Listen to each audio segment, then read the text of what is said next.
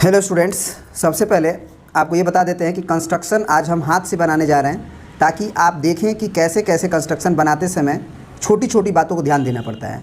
अगर इन छोटी छोटी बातों को ध्यान देंगे आप तो कंस्ट्रक्शन बहुत एक्यूरेट बनेगा। सबसे पहले तो अच्छे क्वालिटीज़ का आप चीज़ें यूज करें, जैसे कि आपका डॉम्स हो गया, तो डॉम्स का अगर आप कॉम्पास वगैरह यूज करें तो उसमें एक अच्छा ग्रिप मिलता है बनाने में, ठीक है ना।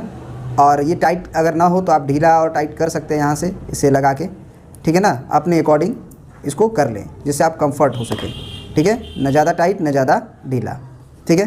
चलिए, उसके बाद जैसे आप पेंसिल जो यूज करते हैं, पेंसिल बहुत बच्चा लोग क्या करता है कि बड़ा वाला यूज करता है। बड़ा वाला इन द सेंस कि वो क्या करता है कि ये एक बड़ा पेंसिल है, ख़रीदता है जब नया रहता है तो इतना बड़ा रहता है, अब वो पेंसिल को इसमें लगा देता है। अब लगाने के बाद जब यहाँ से आप जब कंस्ट्रक्शन करोगे तो यहाँ से जब घुमाएंगे आप तो ये बार बार आपके हाथ में इसी तरह से टच होगा। तो इसलिए नया पेंसिल को समझ के आप ये मत सोचें कि नया पेंसिल है तोड़ें क्यों। आप कुछ नहीं करें, आप इस हाइट के, जैसे ये जो हाइट है यहाँ पे आप देख रहे हैं, इस हाइट के अकॉर्डिंग इस पेंसिल को ऐसे पकड़ें और कटाक से तोड़ दें, ठीक है ना। तोड़ना नहीं चाहते हैं आप चाकू से काट सकते हैं ताकि एक्यूरेट कटे, दिखने में अच्छा लगे, ठीक है। हम तो बच्चों का पेंसिल तोड़ ही देते हैं, ठीक है ना। उसके बाद एक बात का ध्यान रखें कि ये जो पेंसिल है और ये जो कंपास का निडल है, दोनों का लेंथ एकदम बराबर नहीं होनी चाहिए। पेंसिल का नोक थोड़ा सा बड़ा होना चाहिए with respect to the needle of compass, है ना। एक्यूरेट अगर बनाना है तो थोड़ा सा, ज़्यादा नहीं, ठीक है। और इसके बाद इसको बस अच्छे से टाइट कर दें, ठीक है ना। बहुत अच्छे से इसको क्या कर दें, टाइट कर दें, ताकि इसको घुमाने में हमें दिक्कत ना हो, इसीलिए हम इसे तोड़ते हैं, ठीक है ना। स्केल भी आप अच्छे क्वालिटी का यूज करें, जैसे स्केल हो गया आपका, उसमें अगर आप ध्यान से देखें डोम्स का अगर कंपनी का लें तो ये 0.1, 0.2, 3, 4 ये सब भी दिखते हैं, एग्जैक्ट एकदम क्लियरली दिखते हैं, तो एकदम एक्यूरेट बनने की संभावना होती है, ठीक है ना। इरेज़र भी आप देख सकते हैं, हमने डोम्स का यूज किया है, अच्छी क्वालिटीज़ का। इसमें बहुत अच्छा खुशबू है, इसको सूंघने में बहुत आनंद आता है। और ये आपका नटराज का कटर है, डोम्स का कटर भी ले सकते हैं, हमें नहीं मिला तो हम नटराज का लिया, ये भी बहुत बढ़िया है। अब देखिए, कंस्ट्रक्शन करते समय जो छोटी छोटी बातों का ध्यान देना पड़ता है ताकि कंस्ट्रक्शन एकदम एक्यूरेट बने, उनको देखिएगा। सबसे पहले अगर बोला है कि draw a line segment of length 7.6 centimetre and divide it in the ratio 5:8, अब मेज़र द टू पार्ट्स, तो इस समय क्या करें आप कि सबसे पहले 7.6 सेंटीमीटर खींचना है। तो बच्चे क्या करते हैं कि बच्चे ऐसे लेते हैं और ये इस पर करके और सीधा खींचने लगते हैं। ये काम बिल्कुल ना करेंगे आप, ऐसा करने से वो गड़बड़ खींचेंगे आप। क्या करें आप इसको खींचने के लिए, सबसे पहले आप इसको खींचने के लिए क्या करें आप, देखिए आप ज़ीरो वाले पॉइंट पे, ये जो ज़ीरो वाला पॉइंट है उसके ऊपर हल्का सा पुश कर दें ऐसे। फिर 7.6 है तो ये 7 हो गया, ये 5 हो गया और ये 6 हो गया। अगर ध्यान से देखें आप जूम करके तो ये आपका 7.6 हो गया। हल्का सा कंपास वाले पॉइंट से पुशअप कर दीजिएगा, पेंसिल वाले पॉइंट से पुशअप नहीं कीजिएगा, बिकॉज ऑफ कि पेंसिल का नोक नुकीला होता है और वो टूटने का डर होता है। तो फिर से आपको क्या करना पड़ेगा, इसको कटर करना पड़ेगा, ठीक है ना, शार्प करना पड़ेगा। देखिए ये जो पेंसिल है ना, उसको सबसे पहले थोड़ा सा और शार्प करिए, ठीक है ना, ताकि ये जो पार्ट आप देख रहे हैं ये और ज़्यादा नुकीला हो जाए ताकि एक्यूरेट कंस्ट्रक्शन बने, ठीक है ना। आप अपना पेंसिल का क्वालिटी देख लें, क्योंकि क्वालिटी अगर अच्छा नहीं रहता है तो पेंसिल टूट जाता है, ठीक है ना। तो ये आपका पेंसिल जो है वो पूरा एकदम नुकीला हम कर चुके हैं, ठीक है। चलिए, तो अब ये जो पेंसिल है हम कंपास में डालेंगे और कंपास का ये जो पार्ट है ना, इसको थोड़ा सा बड़ा रखेंगे इसके रिस्पेक्ट में, ठीक है ना। चलिए, और इतना करने के बाद इसको बहुत ज़्यादा टाइट करेंगे, काफ़ी, ठीक है ना, बहुत ज़्यादा टाइट करेंगे, इस बात को ध्यान रखिएगा। उसके बाद सबसे पहले इन्होंने बोला कि 7.6 सेंटीमीटर खींचिए, तो हम आपको बोले थे कि डायरेक्टली आपको ऐसे नहीं खींचना है ना। आपको क्या करना है कि सबसे पहले जीरो वाले पॉइंट पे हल्का सा पुश करना है, जीरो वाले पॉइंट पे हल्का सा क्या करना है, पुश करना है। आप देखेंगे जब जीरो वाले पॉइंट पे हल्का सा जब आप पुश करेंगे तो वहाँ पे एक गैप बनेगा, और पेंसिल के नोक से कतई नहीं गैप बनाइएगा, नहीं तो पेंसिल का नोक वापस से टूटेगा। तो ये जीरो पे हल्का सा पुशअप, और ये आपका हो गया कितना, 7। आप देख रहे हैं ये, ठीक है ना, इधर करना पड़ेगा आपके लिए, ठीक है ना। और 7.6, तो ये आपका 7.5 है और ये आपका 7.6 है। तो 7.6 वाले पॉइंट पे हल्का सा पुशअप आपको करना होगा। उससे क्या होगा कि वहाँ पे भी एक हल्का आपको गैप मिलेगा, 7.6 होगा।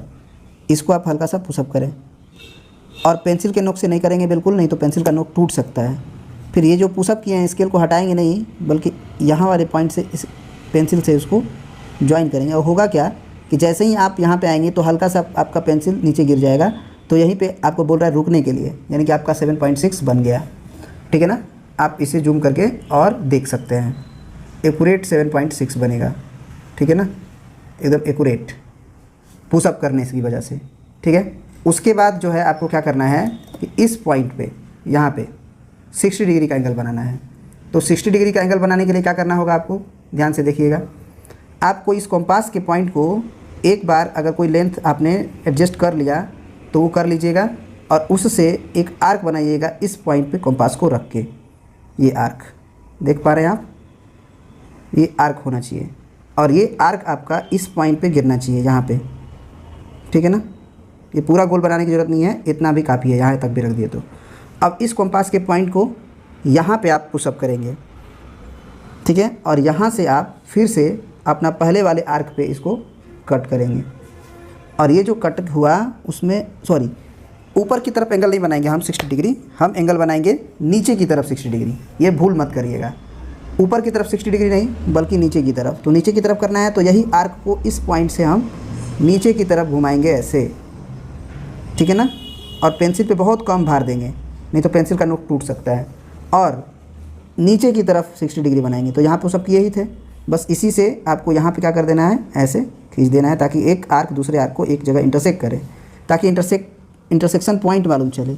और ये पॉइंट को हल्का सा पुश कर देंगे, और इसको पुश करने के बाद ये पॉइंट से इस पॉइंट को मिलाना है। तो पहले पेंसिल रख के देख लेंगे कि एक्यूरेट है कि नहीं। ये एक्यूरेट अगर मिले, जैसे पेंसिल जाके दोनों में जाके गिरेगा तो एक्यूरेट है, तो हम लाइन को खींच देंगे आगे की तरफ। ऊपर वाले पार्ट को हम मिटा देंगे, क्योंकि ऊपर हमको 60 डिग्री नहीं बनानी थी।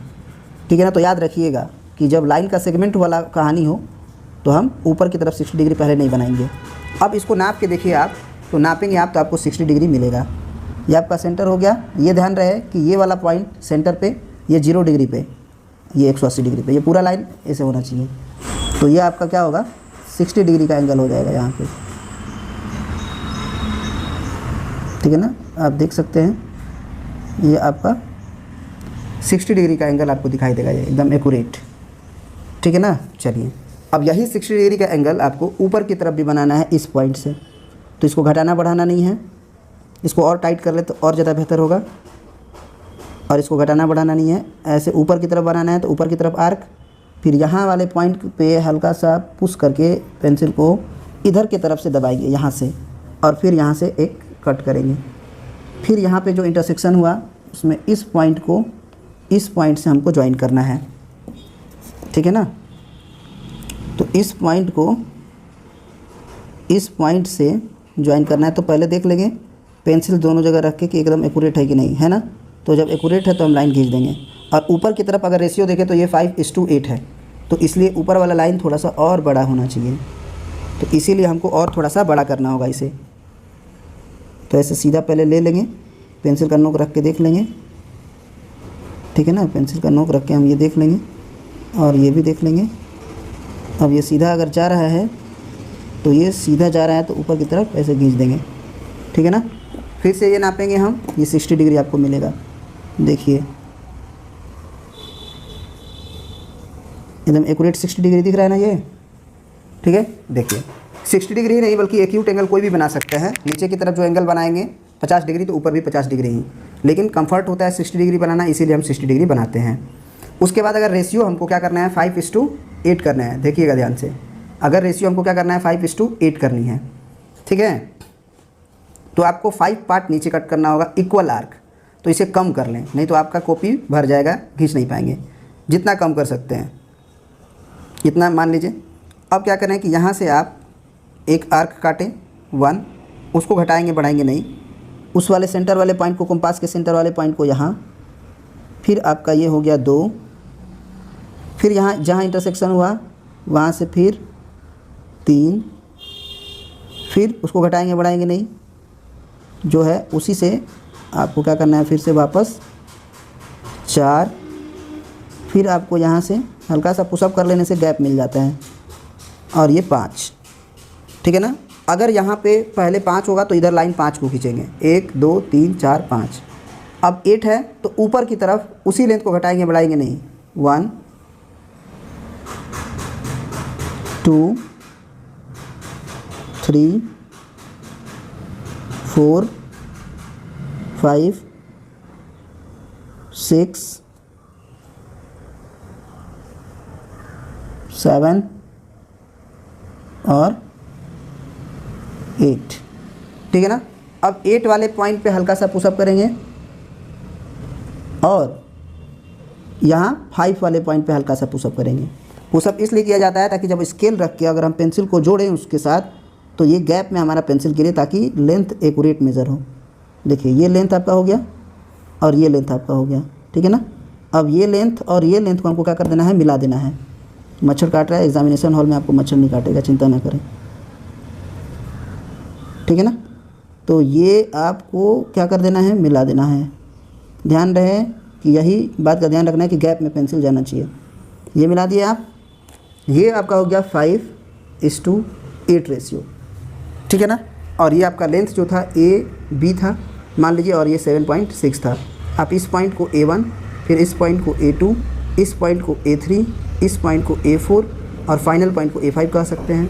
इसको आप B1, B2, B3, B4, B5, B6, B7 और B8, मतलब कि जो नीचे की तरफ जब एंगल 60 डिग्री बनता है, नीचे की तरफ वो वाला आपको 5 तक इंटरसेक्ट करना है, और ऊपर वाला 8 तक। ये लेंथ एक बार जो ले लिए उसी लेंथ से घटाना बढ़ाना नहीं है।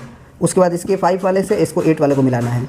अगर यही रेशियो 8:5 रहता तो नीचे की तरफ आप 8 खींचते, यानी A5 से लेके A8 तक जाता, और ऊपर वाला B5 तक ही रहता, और B5 को A8 वाले पॉइंट से हम लोग ज्वाइन कर देते, ठीक है ना, B5 वाले पॉइंट को। तो ये रेशियो माना जाता है 8:5। अब एक और बात इसमें पूछा है कि मेज़र द 2 पार्ट्स। ये जो दोनों पार्ट्स हैं आपके AP वाले, जैसे ये P है पॉइंट, तो AP और PV का लेंथ को नाप के आप लिखिए यहाँ पे, ठीक है ना। तो एक्चुअल तो नहीं आएगा लेंथ आपका, ठीक है ना, लेकिन फिर भी आएगा। अब देखिए जब इसको नापेंगे तो इसको जूम करके हम आपको नाप के दिखाते हैं, ठीक है ना, ताकि आपको समझ में आए कि लेंथ एक्चुअल में कितना आ रहा है। ये आप देखेंगे तो ये लेंथ जो है आप देखें तो ये 3 की तरफ गया है, देख रहे हैं ना, 3 सेंटीमीटर के करीब गया है, ठीक है। और ये लेंथ अगर आप देखें, सॉरी ये 3 नहीं था ना, 3 था, हाँ, तो ये लेंथ आपका 3 सेंटीमीटर की तरफ गया है। और ये लेंथ अगर आप देखें तो आप कह सकते हैं कि 5.7 तक गया है या 5.6 तक गया है। तो 5.6 आपका ये हो गया नीचे वाला, और ऊपर वाला हो गया 3, सॉरी 4.6 तक, क्या गड़बड़ कर दिए हैं क्या जी, ये 3 था और ये आपका हाँ 4.6 था। तो अगर 4.6 होगा तो आप जोड़ेंगे तो 7.6 मिल जाएगा आपको। तो ये 4.6, तो ऊपर क्या लिख देंगे आप, अप्रोक्सीमेटली लिखिएगा 3 सेंटीमीटर, और ये भी एक अप्रोक्सीमेटली कितना हो जाएगा आपका 4.6 सेंटीमीटर, ठीक है ना। ये कहानी है इसका, आप देख पा रहे होंगे, ठीक है ना। देखिए एक्चुअल लेंथ आप नहीं निकाल पाएंगे क्योंकि ये भी 3 नहीं होगा अगर वास्तव में बात की जाए तो, अगर 5:8 रेशियो में बांटा जाए तो, ठीक है ना। लेकिन फिर भी आप इसको एक्यूरेट मान सकते हैं। अगर एक्यूरेसी चेक कर रही है कि क्या होगी, तो आप एक्चुअल अगर लेंथ निकालना चाहते हैं तो आप यहाँ से निकाल सकते हैं। ये 5:8 रेशियो में है तो एक्चुअल लेंथ नहीं है आपका, रेशियो है, कटा के दिया है।